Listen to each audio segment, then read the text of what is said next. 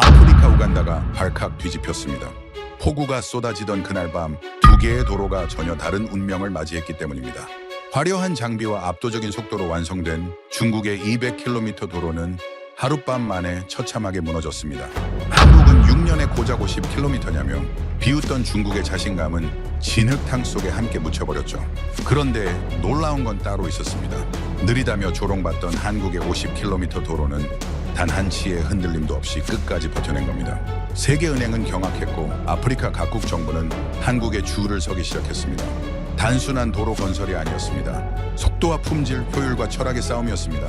과연 한국은 어떻게 중국을 이겼을까요? 전 세계를 뒤흔든 통쾌한 역전의 진실을 한 영국인 전문가의 눈으로 직접 확인해 보시죠.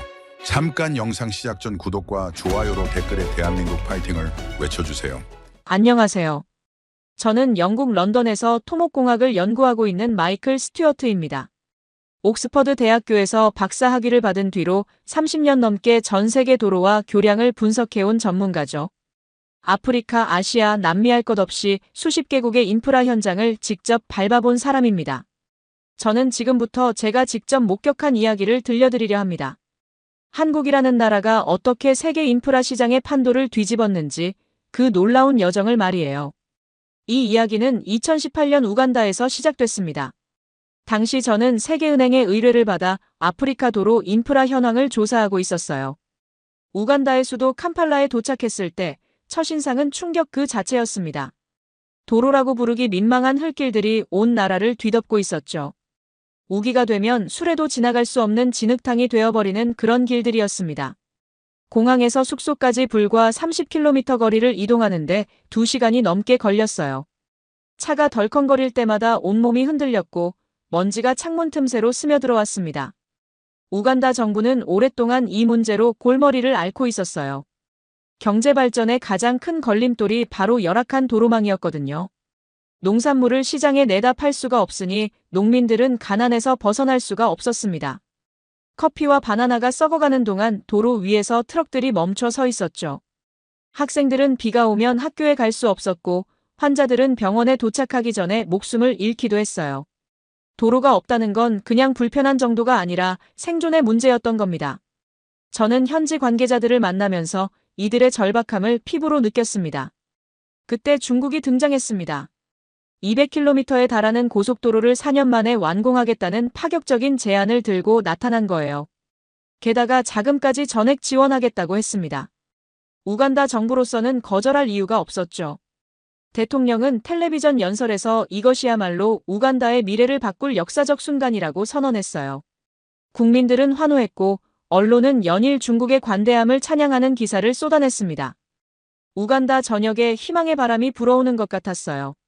저도 처음에는 감탄했습니다. 솔직히 말씀드리면 그랬어요. 중국의 건설 속도와 규모는 정말 압도적이었거든요. 현장에 가보니 수천 명의 노동자들이 개미떼처럼 움직이고 있었습니다. 초대형 굴삭기와 아스팔트 포장기가 쉬지 않고 돌아갔어요. 하루가 다르게 도로가 뻗어나가는 모습을 보면서 이것이 바로 효율이구나 하고 생각했죠. 장비들의 행렬은 마치 군사작전을 방불케 했습니다. 이런 장비와 인력이라면 뭐든 가능하겠다는 생각이 들었어요. 반면 한국의 코이카 사업은 초라해 보였습니다. 6년 동안 고작 50km를 건설한다는 계획이었거든요. 우간다 언론은 한국을 조롱했어요. 한국은 도대체 뭘 하고 있는 거냐? 중국은 4년에 200km인데 한국은 6년에 50km라니 이게 말이 되느냐? 이런 기사들이 쏟아졌습니다. 현지 주민들 사이에서도 한국팀에 대한 불신이 퍼져나갔어요. 장비도 별로 없고 인력도 적으니 당연한 반응이었죠. 한국팀이 머무는 숙소 앞에서 시위가 벌어지기도 했습니다. 저도 솔직히 그때는 한국 방식이 비효율적이라고 생각했습니다. 토목공학자로서 수치와 데이터를 중시하는 저로서는 당연한 판단이었어요. 같은 돈을 들여서 4배나 느린 속도로 짓는다는 게 이해가 되지 않았죠. 한국팀 책임자를 만났을 때 저는 다소 무례한 질문을 던지기도 했습니다. 왜 이렇게 느린 거냐고 물었더니 박진우라는 젊은 엔지니어가 조용히 웃으며 대답했어요. 우리는 도로만 짓는 게 아니라고요. 그 말의 의미를 저는 한참 뒤에야 이해하게 됩니다. 당시에는 그저 변명처럼 들렸을 뿐이었습니다. 중국 도로 건설 현장의 열기는 대단했습니다. 밤낮으로 불이 꺼지지 않았고 장비들의 굉음이 사바나를 뒤흔들었어요. 3,000명이 넘는 중국 노동자들이 투입되어 말 그대로 불철주야 일했습니다. 우간다 정부 관계자들은 연일 현장을 방문하며 찬사를 쏟아냈죠. 이것이 바로 발전의 속도라며 기뻐했습니다. 대통령까지 직접 현장을 찾아와 중국 건설단을 격려하는 모습이 텔레비전에 생중계됐어요. 그런데 저는 현장을 둘러보면서 묘한 불안감을 느꼈어요. 너무 빠르다는 게 오히려 마음에 걸렸습니다. 30년 넘게 도로를 연구해온 제 경험에 비추어 보면 이 속도는 정상적이지 않았거든요. 콘크리트가 완전히 굳기도 전에 다음 공정으로 넘어가는 모습을 목격했습니다. 배수시설이 충분히 설치되지 않은 구간도 있었어요. 기초공사가 부실해 보이는 곳도 눈에 띄었죠. 하지만 누구도 이런 문제에 관심을 기울이지 않았습니다. 모두가 속도에만 취해 있었으니까요. 어느 날 저녁 캄팔라 호텔 발코니에서 멀리 보이는 공사 현장의 불빛을 바라보며 메모장에 한 줄을 적었습니다. 너무 빠른 일에는 언제나 이유가 있다. 속도는 곧 효율이라고 생각했던 그때의 저는 정말 그렇게 믿고 있었어요. 하지만 그 믿음이 틀렸다는 걸 저는 곧 보게 됩니다. 아직 한국의 진짜 가치를 깨닫지 못하고 있었던 시절이었습니다. 앞으로 벌어질 일들이 저의 모든 고정관념을 뒤흔들어 놓게 될 터였죠. 그리고 그 깨달음의 시작은 생각보다 빨리 찾아오게 됩니다. 중국 건설단의 작업 속도는 정말 놀라웠습니다. 매일 아침 현장에 나가보면 전날과는 완전히 다른 풍경이 펼쳐져 있었어요. 도로가 마치 살아있는 생물처럼 하루하루 길어지고 있었죠. 저는 처음 몇 주 동안은 순수하게 감탄했습니다. 이런 효율성이라면 아프리카 전체의 인프라 문제를 해결할 수 있겠다는 생각까지 들었어요. 하지만 시간이 지나면서 저는 이상한 점들을 발견하기 시작했습니다. 너무 완벽하다는 게 오히려 이상했어요. 뭔가 보이지 않는 곳에 문제가 숨어 있을 것 같은 느낌이었습니다. 가장 먼저 눈에 띈 건 현장의 인력 구성이었어요. 3,000명이 넘는 노동자들 중에서 우간다 사람은 거의 보이지 않았습니다. 간혹 눈에 띄는 현지인들은 전부 단순 노무직에만 배치되어 있었죠. 흙을 나르거나 쓰레기를 치우는 일, 식사를 준비하는 일 같은 것들이었습니다. 기술적인 작업은 전부 중국에서 온 노동자들이 담당하고 있었어요. 굴삭기를 운전하는 것도, 콘크리트를 배합하는 것도, 측량을 하는 것도 전부 중국인들이었습니다. 자국 도로에서 자국민이 제대로 된 일을 하지 못하는 현실이 눈앞에 펼쳐져 있었어요. 저는 현장 감독에게 물어봤습니다. 왜 현지인들에게 기술을 가르치지 않느냐고요. 돌아온 대답은 냉정했어요. 시간이 없다는 거였습니다. 가르치는 것보다 직접 하는 게 빠르다고 했죠. 효율성을 위해서는 어쩔 수 없는 선택이라고 했습니다. 그 말이 틀린 건 아니었어요. 단기적으로 보면 분명히 그랬습니다. 하지만 뭔가 찜찜한 기분이 들었죠. 도로는 완성되고 있었지만 배움은 아무도 하지 않고 있었거든요. 자재와 장비도 마찬가지였습니다. 현장에서 사용되는 모든 것이 중국산이었어요. 시멘트도 철근도 아스팔트도 전부 중국에서 배로 실어왔습니다. 심지어 삽과 곡괭이 같은 간단한 도구들까지도요. 현지에서 조달할 수 있는 자재들도 분명히 있었는데 그런 것들은 전혀 사용하지 않았습니다. 우간다의 경제에는 한 푼도 떨어지지 않는 구조였던 거예요. 도로 건설이라는 거대한 사업이 진행되는데 정작 현지 경제는 아무런 혜택을 받지 못하고 있었습니다. 어느 날 저는 현장 근처 마을에서 카멘데라는 청년을 만났습니다. 24살의 이 청년은 기술자가 되고 싶다는 꿈을 가지고 있었어요. 카멘데는 중국 건설단에 찾아가서 일을 가르쳐달라고 부탁했다고 합니다. 무급으로라도 일하면서 배우고 싶다고 간청했대요. 하지만 거절당했다고 했습니다. 카멘데의 눈에는 깊은 실망감이 서려 있었어요. 저는 그 눈빛을 지금도 잊을 수가 없습니다.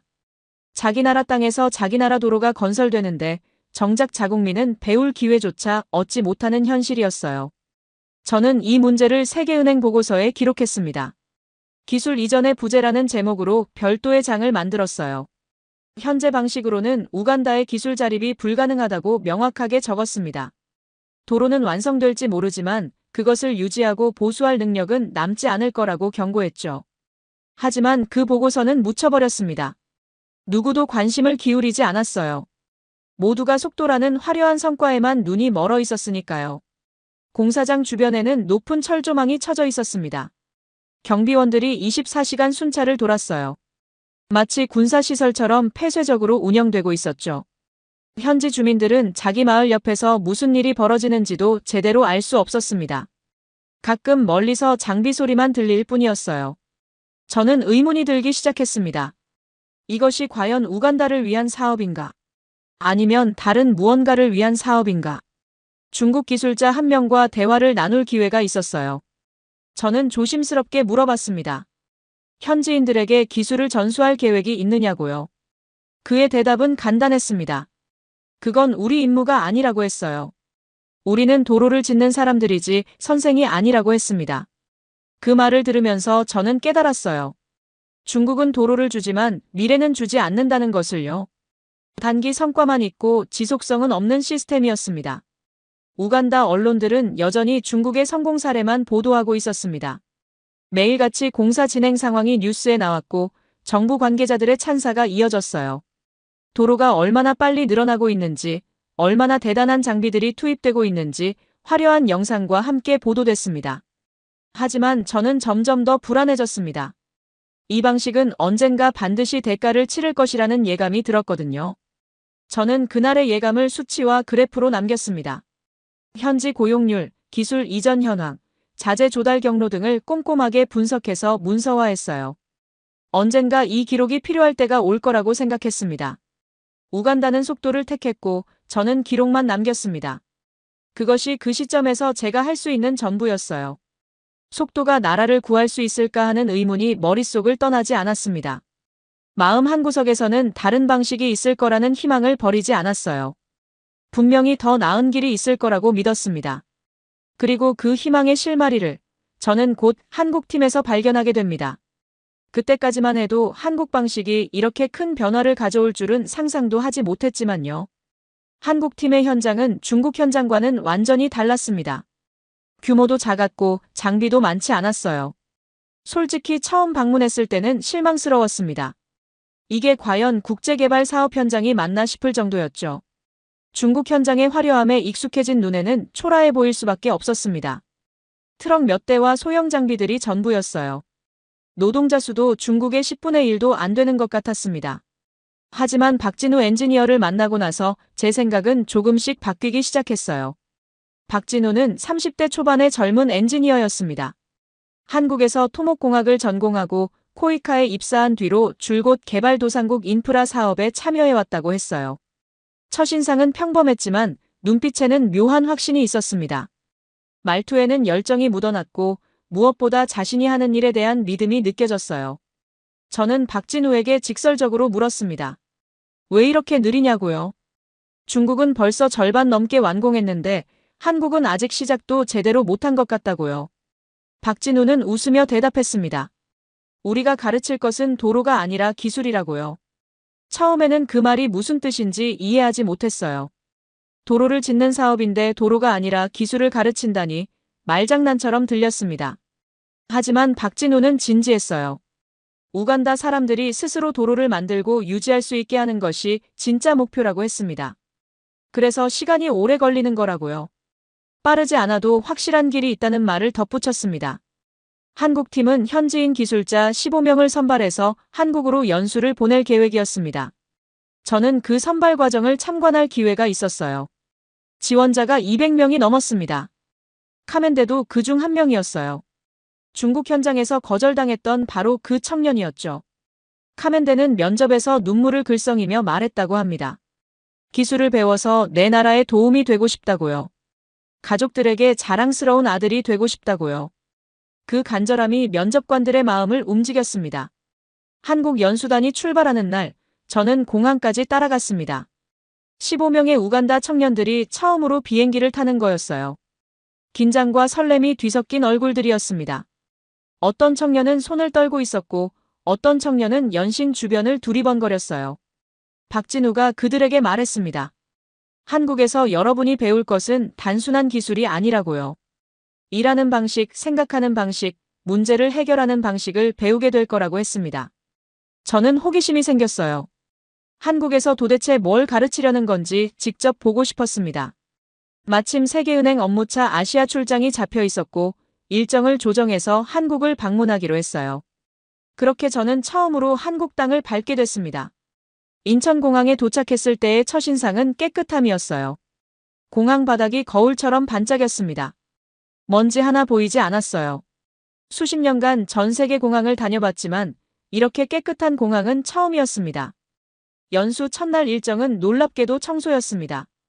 우간다 청년들은 의아해했어요. 도로 기술을 배우러 왔는데 왜 청소를 하는 거냐고요. 저도 처음에는 이해하지 못했습니다. 하지만 한국 교관은 진지하게 설명했어요. 좋은 도로는 깨끗한 현장에서 시작된다고요.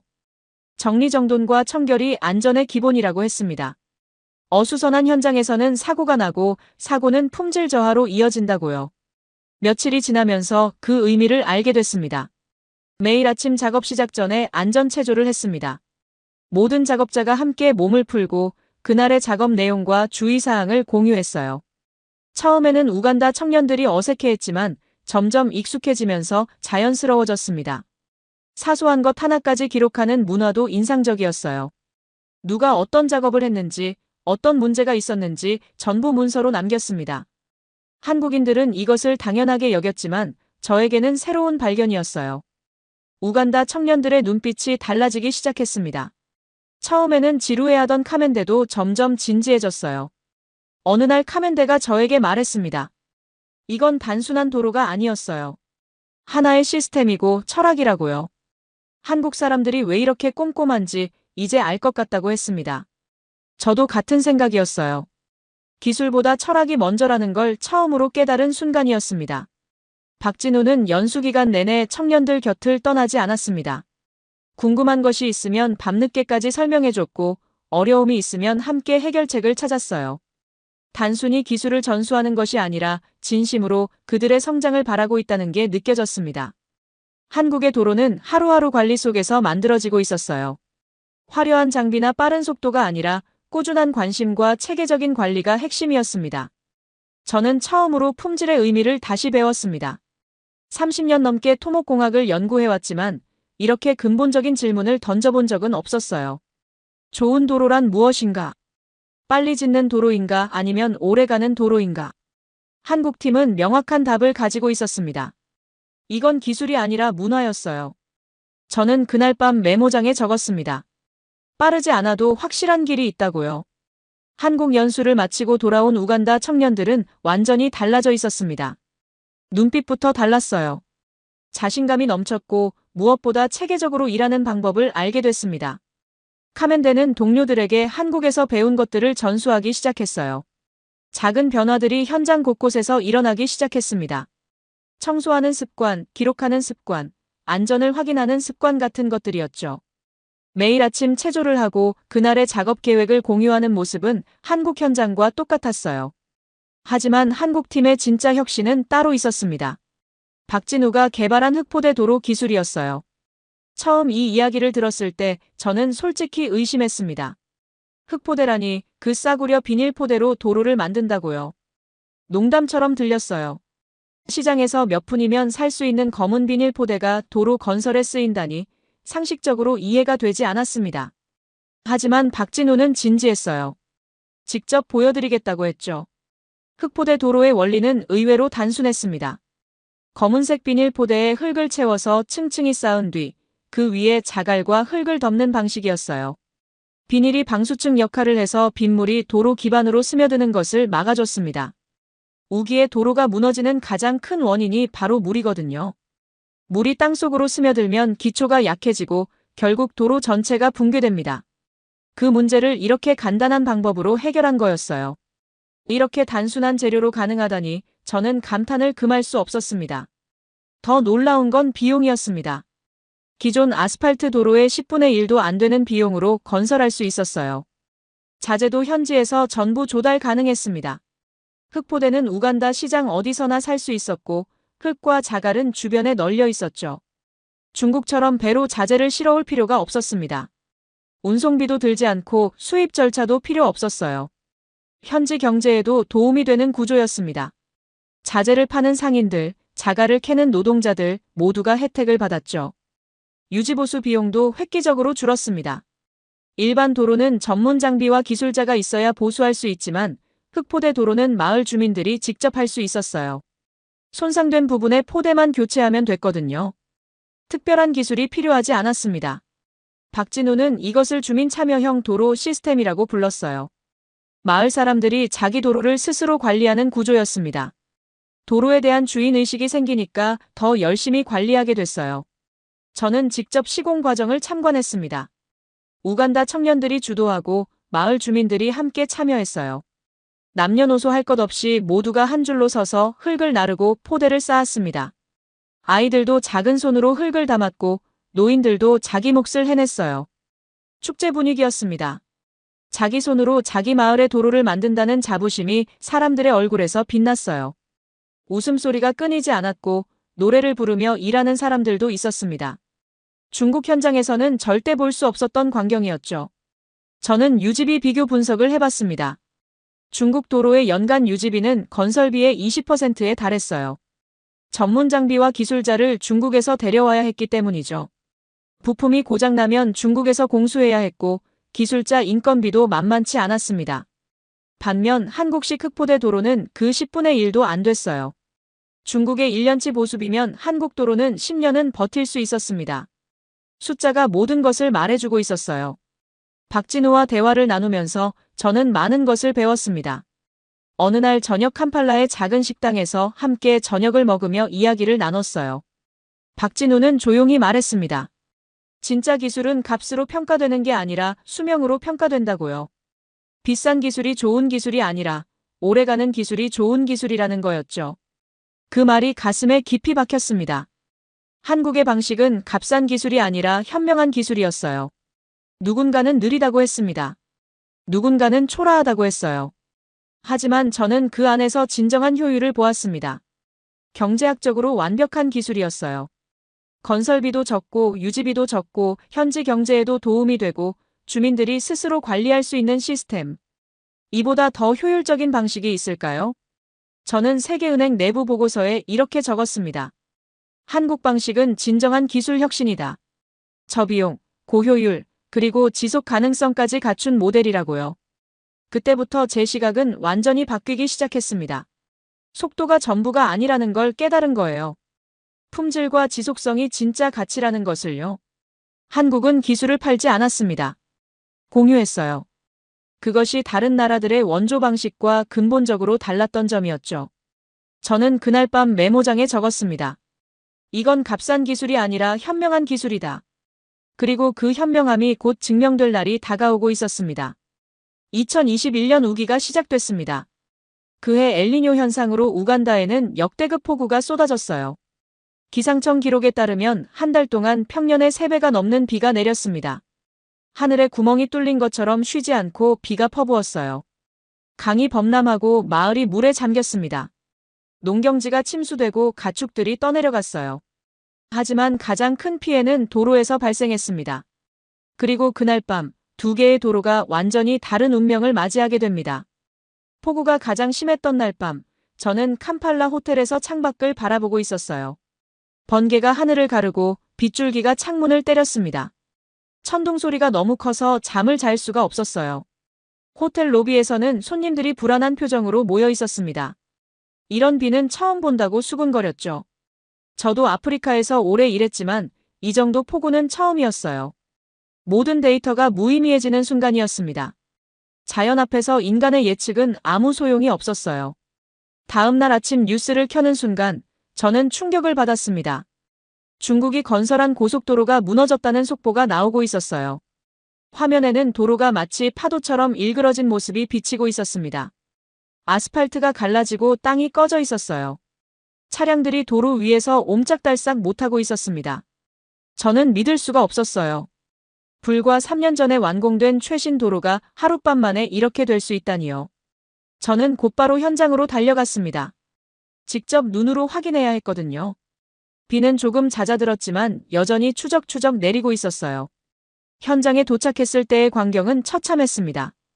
도로가 곳곳에서 붕괴되어 있었어요. 아스팔트가 갈라지고 기반이 무너져 내렸습니다. 어떤 구간은 완전히 함몰되어 거대한 구덩이가 생겨 있었어요. 배수 시설이 제대로 작동하지 않아서 물이 도로 밑으로 스며들었고 그 물이 기초를 침식시킨 거였습니다. 교통은 완전히 마비됐습니다. 수백 대의 차량이 도로 위에 갇혀 있었어요. 트럭 운전사들은 절망적인 표정으로 하늘만 바라보고 있었습니다. 구급차도 지나갈 수 없었어요. 응급 환자들이 병원에 도착하지 못해 목숨을 잃었다는 소식도 들려왔습니다. 물류가 중단되면서 식료품 가격이 폭등했고 병원에는 약품이 부족해졌어요. 도로 하나가 무너졌을 뿐인데 나라 전체가 혼란에 빠진 거였습니다. 저는 그 광경을 보면서 몇 년 전에 적었던 메모가 떠올랐어요. 너무 빠른 일에는 언제나 이유가 있다. 그때의 불안한 예감이 현실이 된 거였습니다. 속도에만 집착하느라 기초를 소홀히 했던 대가가 이렇게 돌아온 거죠. 콘크리트가 완전히 굳기도 전에 다음 공정으로 넘어갔던 모습, 배수 시설이 부족했던 구간들, 그때 봤던 모든 문제점들이 폭우 앞에서 한꺼번에 터져나온 거였어요. 그런데 놀라운 소식이 들려왔습니다. 한국이 건설한 도로는 멀쩡하다는 거였어요. 저는 믿을 수 없어서 직접 가봤습니다. 진흙탕길을 헤치고 한참을 달려서 한국도로 구간에 도착했어요. 정말이었습니다. 같은 폭우를 맞았는데 한국도로에는 한치의 흔들림도 없었어요. 노면이 깨끗했고 물이 고인 곳도 없었습니다. 차량들이 평소처럼 달리고 있었어요. 흑포대층이 완벽하게 방수 역할을 해서 물이 기반으로 스며드는 것을 막아준 거였습니다. 박진우가 설명했던 그대로였어요. 검은 비닐 포대가 물을 차단하고 물은 측면으로 빠져나갔습니다. 기초가 전혀 손상되지 않았어요. 그 싸구려 비닐 포대가 수십억 원어치 아스팔트보다 강했던 겁니다. 저는 그 도로 위에 서서 한참 동안 말을 잃었어요. 현지 언론이 대대적으로 보도하기 시작했습니다. 처음에는 중국 도로를 찬양하고 한국 도로를 비웃었던 바로 그 언론들이었어요. 이제는 완전히 논조가 바뀌었습니다. 한국의 느린 기술이 중국의 빠른 기술을 이겼다는 제목의 기사가 일면을 장식했어요. 폭우가 증명한 진짜 기술력이라는 헤드라인도 있었습니다. 방송에서는 두 도로를 비교하는 특집 프로그램을 편성했어요. 드론으로 촬영한 영상이 전국에 방영됐습니다. 여론이 급반전했습니다. 사람들은 왜 처음부터 한국 방식을 선택하지 않았느냐고 정부를 비난하기 시작했어요. 중국에 속았다는 분노가 퍼져나갔습니다. 소셜미디어에는 한국 도로 사진과 중국 도로 사진을 나란히 놓고 비교하는 게시물이 넘쳐났어요. 한국 기술은 단순히 강한 게 아니었습니다. 똑똑했어요. 우간다의 기후와 환경을 정확히 분석하고 거기에 맞는 해법을 찾아낸 거였죠. 저는 양쪽 도로의 상태를 정밀하게 조사했습니다. 중국 도로는 전체 구간의 30% 이상이 심각한 손상을 입었어요. 완전히 붕괴된 구간도 여러 곳이었습니다. 복구하려면 천문학적인 비용이 들 거였어요. 반면 한국 도로는 경미한 표면 손상만 있을 뿐 구조적 문제는 전혀 없었습니다. 그 차이가 너무나 명확했어요. 그날 밤 제 보고서에 한 줄을 적었습니다. 결정적 증거 확보. 속도는 무너졌고 품질은 남았다고요. 그날 세상은 진짜 기술이 무엇인지 알게 됐습니다. 데이터보다 진실이 명확한 순간이었어요. 그리고 저도 마침내 확신을 갖게 됐습니다. 한국의 방식이 옳았다는 것을요. 그 도로는 살아있었어요. 폭우 속에서도 꿋꿋이 버티며 사람들의 삶을 지켜주고 있었습니다. 폭우 사태 이후 저는 본격적인 경제성 분석에 착수했습니다. 감정이나 인상이 아니라 숫자로 증명해야 했거든요. 세계은행 보고서에 실으려면 객관적인 데이터가 필요했어요. 저는 몇 주 동안 양쪽 도로의 건설비, 유지비, 피해 복구비를 꼼꼼하게 계산했습니다. 현지 정부 자료도 확인하고 중국 건설사와 한국 코이카 양쪽에서 데이터를 받아서 교차 검증했어요. 그 결과는 제 예상을 뛰어넘는 충격적인 것이었습니다. 중국 도로의 보수비는 건설비의 20%에 달했습니다. 매년 그 정도의 돈을 쏟아부어야 도로를 유지할 수 있다는 뜻이었어요. 5년이면 건설비와 맞먹는 돈이 유지보수에 들어가는 거죠. 폭우 피해 복구비까지 합치면 숫자는 더 늘어났습니다. 이번 폭우로 인한 피해 복구에만 건설비의 30%가 넘는 비용이 필요했어요. 게다가 보수 작업을 위해서는 중국에서 장비와 기술자를 데려와야 했습니다. 우간다에는 그 기술이 없었으니까요. 결국 돈이 계속 중국으로 흘러가는 구조였습니다. 도로를 지을 때도 중국 돈, 유지할 때도 중국 돈, 고칠 때도 중국 돈이었어요. 우간다는 도로를 공짜로 받은 것 같지만 실제로는 끝없는 비용의 굴레에 갇힌 거였죠. 저는 이것을 부채의 덫이라고 표현했습니다. 겉으로는 선물처럼 보이지만 속으로는 족쇄가 되는 구조였어요. 숫자는 거짓말하지 않습니다. 냉정한 계산기 위에서 진실이 드러났습니다. 반면 한국도로의 유지비는 중국의 10분의 1도 안 됐습니다. 현지 자재로 현지 인력이 직접 보수할 수 있었기 때문이에요. 연수를 받은 우간다 기술자들이 마을 주민들을 교육시키고 그들이 스스로 도로를 관리했습니다. 손상된 부분이 있으면 마을 사람들이 모여서 반나절 만에 고쳤어요. 특별한 장비도 필요 없었고 외국 기술자를 부를 필요도 없었습니다. 돈이 우간다 안에서 순환하는 구조였죠. 고용 창출 효과도 비교해봤습니다. 중국 방식은 3,000명의 중국 노동자를 데려왔지만 우간다 현지 고용은 미미했어요. 단순 노무직 몇백 명이 전부였습니다. 그마저도 공사가 끝나면 일자리가 사라졌죠.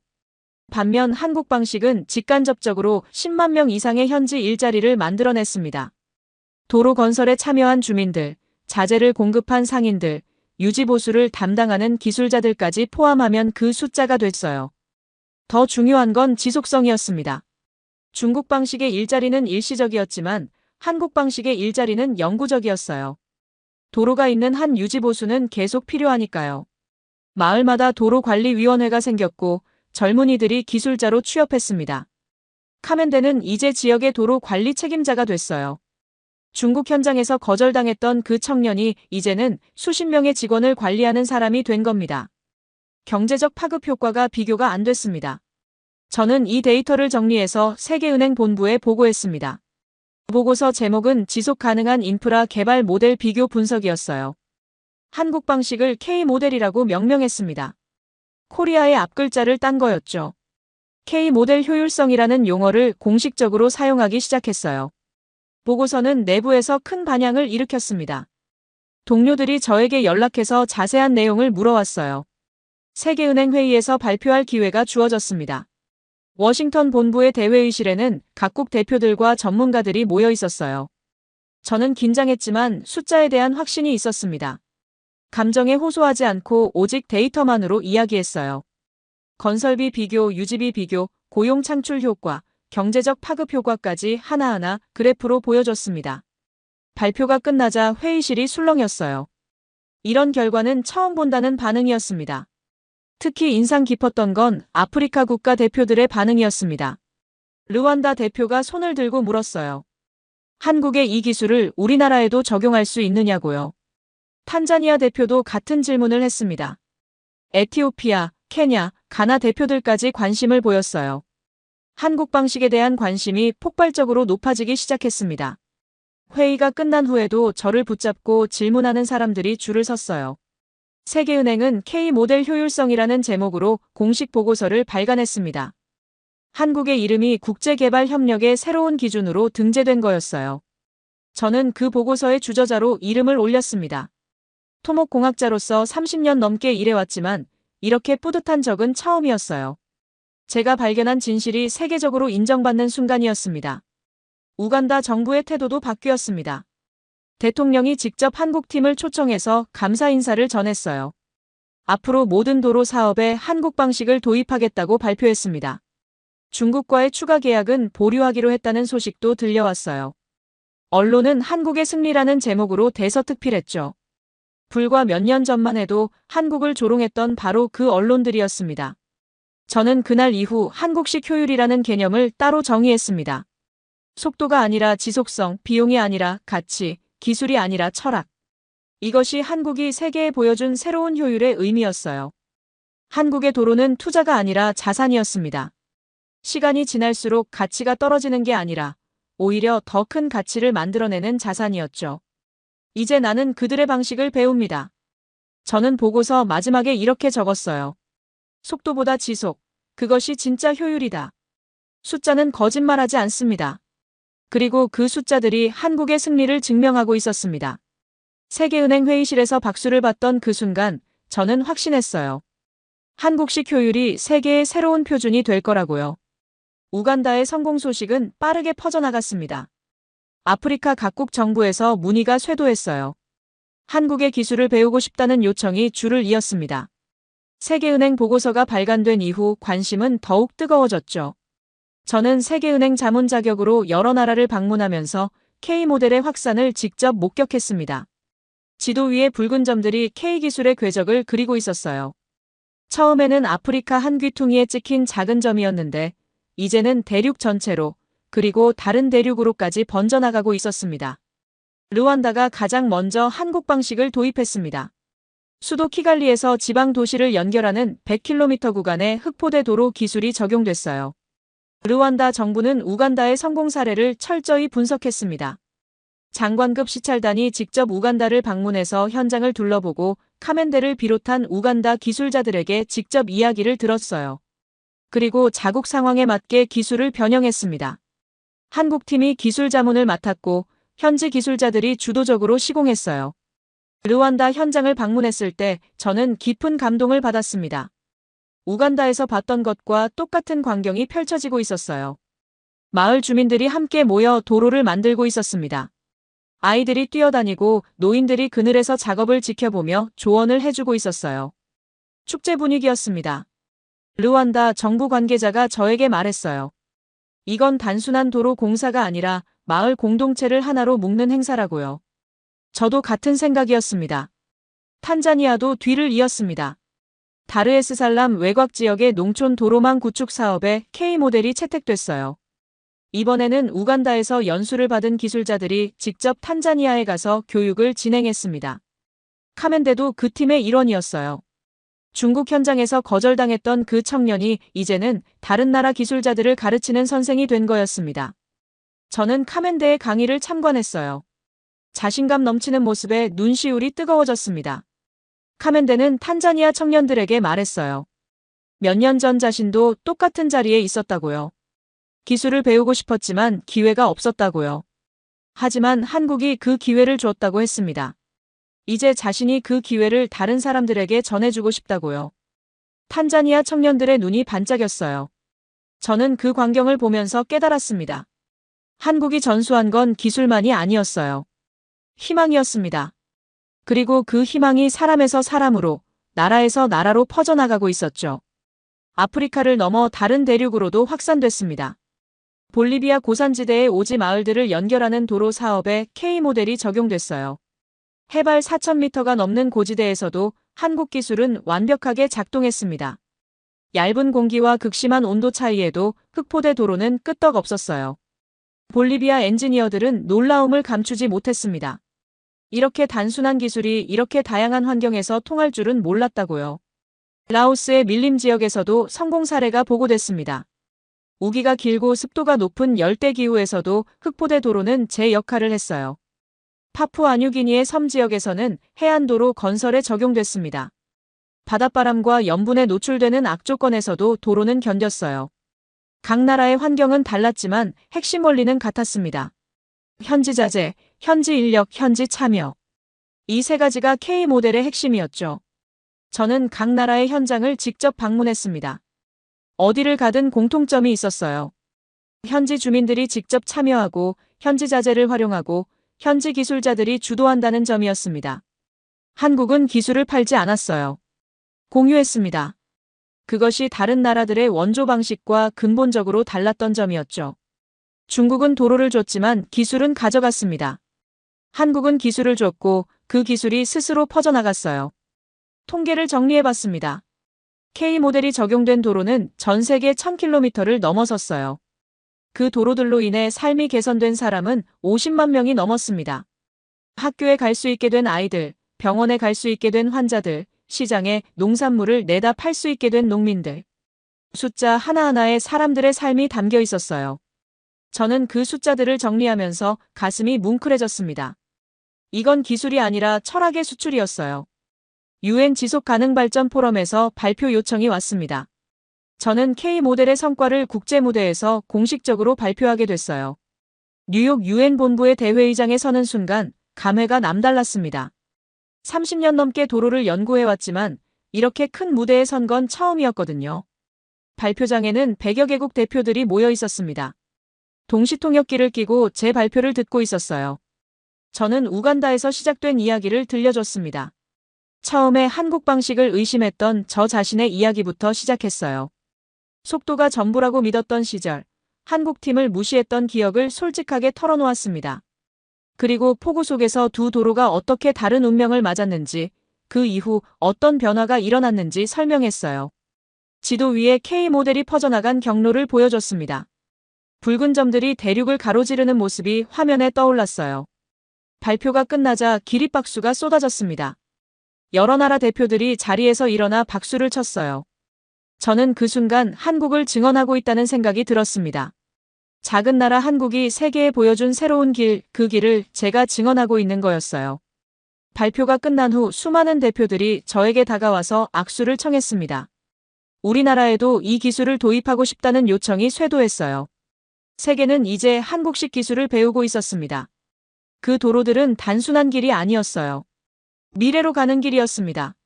저는 유엔 본부를 나서면서 생각했어요. 한국은 기술로 인류를 가르치고 있다고요. 이건 개발이 아니라 진화였습니다. 인프라 개발의 새로운 패러다임이 한국에서 시작된 거였어요. 그리고 그 패러다임이 전 세계로 퍼져나가고 있었습니다. 우간다의 성공 소식은 빠르게 퍼져나갔습니다. 아프리카 각국 정부에서 문의가 쇄도했어요. 한국의 기술을 배우고 싶다는 요청이 줄을 이었습니다. 세계은행 보고서가 발간된 이후 관심은 더욱 뜨거워졌죠. 저는 세계은행 자문 자격으로 여러 나라를 방문하면서 K모델의 확산을 직접 목격했습니다. 지도 위에 붉은 점들이 K기술의 궤적을 그리고 있었어요. 처음에는 아프리카 한 귀퉁이에 찍힌 작은 점이었는데 이제는 대륙 전체로 그리고 다른 대륙으로까지 번져나가고 있었습니다. 르완다가 가장 먼저 한국 방식을 도입했습니다. 수도 키갈리에서 지방 도시를 연결하는 100km 구간의 흑포대 도로 기술이 적용됐어요. 르완다 정부는 우간다의 성공 사례를 철저히 분석했습니다. 장관급 시찰단이 직접 우간다를 방문해서 현장을 둘러보고 카멘데를 비롯한 우간다 기술자들에게 직접 이야기를 들었어요. 그리고 자국 상황에 맞게 기술을 변형했습니다. 한국팀이 기술 자문을 맡았고 현지 기술자들이 주도적으로 시공했어요. 르완다 현장을 방문했을 때 저는 깊은 감동을 받았습니다. 우간다에서 봤던 것과 똑같은 광경이 펼쳐지고 있었어요. 마을 주민들이 함께 모여 도로를 만들고 있었습니다. 아이들이 뛰어다니고 노인들이 그늘에서 작업을 지켜보며 조언을 해주고 있었어요. 축제 분위기였습니다. 르완다 정부 관계자가 저에게 말했어요. 이건 단순한 도로 공사가 아니라 마을 공동체를 하나로 묶는 행사라고요. 저도 같은 생각이었습니다. 탄자니아도 뒤를 이었습니다. 다르에스살람 외곽 지역의 농촌 도로망 구축 사업에 K모델이 채택됐어요. 이번에는 우간다에서 연수를 받은 기술자들이 직접 탄자니아에 가서 교육을 진행했습니다. 카멘데도 그 팀의 일원이었어요. 중국 현장에서 거절당했던 그 청년이 이제는 다른 나라 기술자들을 가르치는 선생이 된 거였습니다. 저는 카멘데의 강의를 참관했어요. 자신감 넘치는 모습에 눈시울이 뜨거워졌습니다. 카멘데는 탄자니아 청년들에게 말했어요. 몇 년 전 자신도 똑같은 자리에 있었다고요. 기술을 배우고 싶었지만 기회가 없었다고요. 하지만 한국이 그 기회를 주었다고 했습니다. 이제 자신이 그 기회를 다른 사람들에게 전해주고 싶다고요. 탄자니아 청년들의 눈이 반짝였어요. 저는 그 광경을 보면서 깨달았습니다. 한국이 전수한 건 기술만이 아니었어요. 희망이었습니다. 그리고 그 희망이 사람에서 사람으로, 나라에서 나라로 퍼져나가고 있었죠. 아프리카를 넘어 다른 대륙으로도 확산됐습니다. 볼리비아 고산지대의 오지 마을들을 연결하는 도로 사업에 K모델이 적용됐어요. 해발 4,000m가 넘는 고지대에서도 한국 기술은 완벽하게 작동했습니다. 얇은 공기와 극심한 온도 차이에도 흑포대 도로는 끄떡없었어요. 볼리비아 엔지니어들은 놀라움을 감추지 못했습니다. 이렇게 단순한 기술이 이렇게 다양한 환경에서 통할 줄은 몰랐다고요. 라오스의 밀림 지역에서도 성공 사례가 보고됐습니다. 우기가 길고 습도가 높은 열대기후에서도 흑포대 도로는 제 역할을 했어요. 파푸아뉴기니의 섬 지역에서는 해안도로 건설에 적용됐습니다. 바닷바람과 염분에 노출되는 악조건에서도 도로는 견뎠어요. 각 나라의 환경은 달랐지만 핵심 원리는 같았습니다. 현지 자재, 현지 인력, 현지 참여. 이 세 가지가 K 모델의 핵심이었죠. 저는 각 나라의 현장을 직접 방문했습니다. 어디를 가든 공통점이 있었어요. 현지 주민들이 직접 참여하고 현지 자재를 활용하고 현지 기술자들이 주도한다는 점이었습니다. 한국은 기술을 팔지 않았어요. 공유했습니다. 그것이 다른 나라들의 원조 방식과 근본적으로 달랐던 점이었죠. 중국은 도로를 줬지만 기술은 가져갔습니다. 한국은 기술을 줬고 그 기술이 스스로 퍼져나갔어요. 통계를 정리해봤습니다. K 모델이 적용된 도로는 전 세계 1000km를 넘어섰어요. 그 도로들로 인해 삶이 개선된 사람은 50만 명이 넘었습니다. 학교에 갈 수 있게 된 아이들, 병원에 갈 수 있게 된 환자들, 시장에 농산물을 내다 팔 수 있게 된 농민들.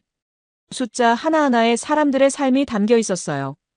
저는 그 숫자들을 정리하면서 가슴이 뭉클해졌습니다. 이건 기술이 아니라 철학의 수출이었어요.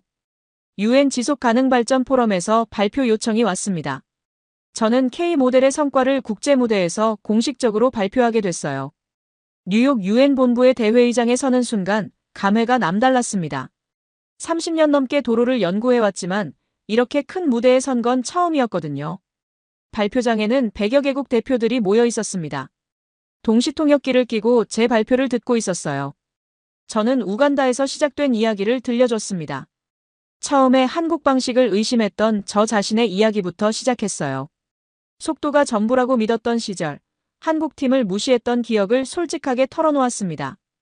그리고 폭우 속에서 두 도로가 어떻게 다른 운명을 맞았는지, 그 이후 어떤 변화가 일어났는지 설명했어요. 지도 위에 K 모델이 퍼져나간 경로를 보여줬습니다. 붉은 점들이 대륙을 가로지르는 모습이 화면에 떠올랐어요. 발표가 끝나자 기립박수가 쏟아졌습니다. 여러 나라 대표들이 자리에서 일어나 박수를 쳤어요. 저는 그 순간 한국을 증언하고 있다는 생각이 들었습니다. 작은 나라 한국이 세계에 보여준 새로운 길, 그 길을 제가 증언하고 있는 거였어요. 발표가 끝난 후 수많은 대표들이 저에게 다가와서 악수를 청했습니다. 우리나라에도 이 기술을 도입하고 싶다는 요청이 쇄도했어요. 세계는 이제 한국식 기술을 배우고 있었습니다. 그 도로들은 단순한 길이 아니었어요. 미래로 가는 길이었습니다. 저는 UN 본부를 나서면서 생각했어요. 한국은 기술로 인류를 가르치고 있다고요. 이건 개발이 아니라 진화였습니다. 인프라 개발의 새로운 패러다임이 한국에서 시작된 거였어요. 그리고 그 패러다임이 전 세계로 퍼져나가고 있었습니다. UN 포럼이 끝난 후 저는 런던으로 돌아가는 비행기 안에서 많은 생각에 잠겼습니다. 창밖으로 구름 위의 풍경이 펼쳐졌어요. 30년이 넘는 세월 동안 저는 수십 개국의 도로를 연구해왔습니다. 사막의 도로, 밀림의 도로, 고산지대의 도로, 해안가의 도로까지 안 가본 곳이 없었죠. 하지만 진짜 기술이 무엇인지, 진짜 효율이 무엇인지 깨달은 건 우간다에서 한국을 만난 이후였어요. 저는 이제야 진정한 효율을 배웠다고 생각했습니다. 돌이켜보면 저는 오랫동안 잘못된 기준으로 기술을 평가해왔어요. 얼마나 빨리 짓느냐, 얼마나 큰 규모인가, 얼마나 화려한 장비를 쓰느냐. 이런 것들이 기술력의 척도라고 믿었습니다. 중국의 초고속 건설을 보면서 감탄했던 것도 그런 기준 때문이었죠. 하지만 그건 착각이었어요. 속도는 기술이 아니었습니다. 철학이었어요. 어떤 철학을 가지고 일하느냐에 따라 속도의 의미가 완전히 달라지는 거였죠. 중국식 속도주의의 본질은 단기 성과였습니다. 빨리 짓고, 빨리 보여주고, 빨리 성과를 인정받는 것. 그게 전부였어요.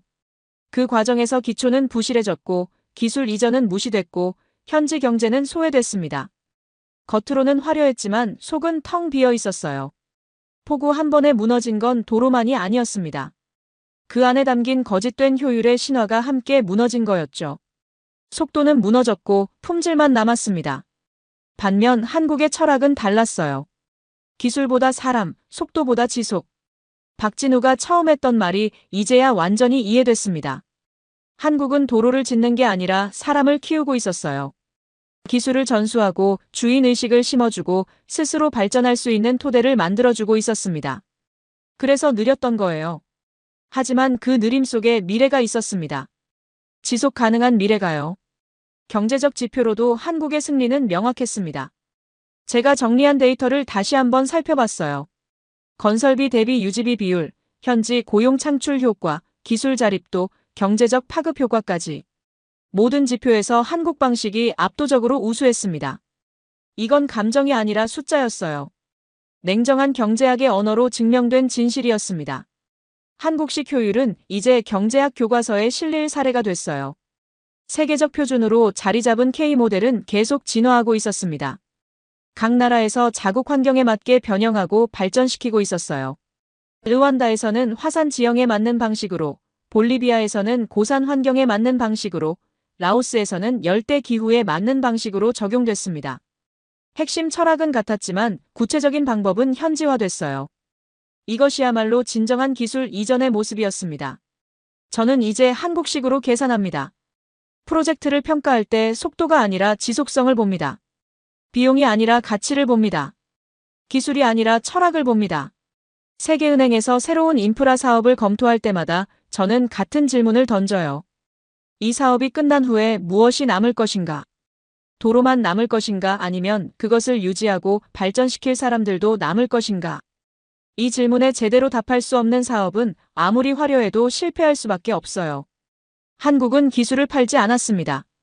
철학을 남겼어요. 그것이 한국이 세계를 이긴 진짜 이유였습니다. 다른 나라들은 원조를 통해 영향력을 확대하려 했지만 한국은 진심으로 상대방의 성장을 바랐습니다. 받은 도움을 잊지 않고 되돌려주려는 마음이 있었어요. 6.25 전쟁 때 세계가 한국을 도왔고 이제 한국이 세계를 돕고 있었습니다. 그 선순환의 고리가 아름다웠어요. 런던에 돌아온 후에도 저는 한국과의 인연을 이어갔습니다. 매년 한두 번씩 한국을 방문해서 최신 기술 동향을 파악했어요. 한국 대학에서 특강을 하기도 했습니다.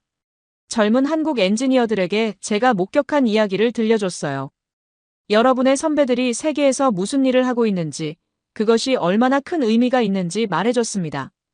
학생들의 눈이 반짝이는 걸 보면서 희망을 느꼈어요. 카멘대와도 계속 연락을 주고받았습니다. 카멘대는 이제 우간다 도로청의 기술 고문이 됐어요. 전국의 도로 사업을 총괄하는 자리였습니다. 중국 현장에서 문전박대당했던 그 청년이 이제는 나라의 인프라를 책임지는 사람이 된 거죠. 카멘대가 보내온 사진 속에는 새로 완공된 도로들이 담겨 있었어요. 전부 K 모델로 건설된 도로들이었습니다. 저는 그 사진을 볼 때마다 뿌듯함을 느꼈습니다.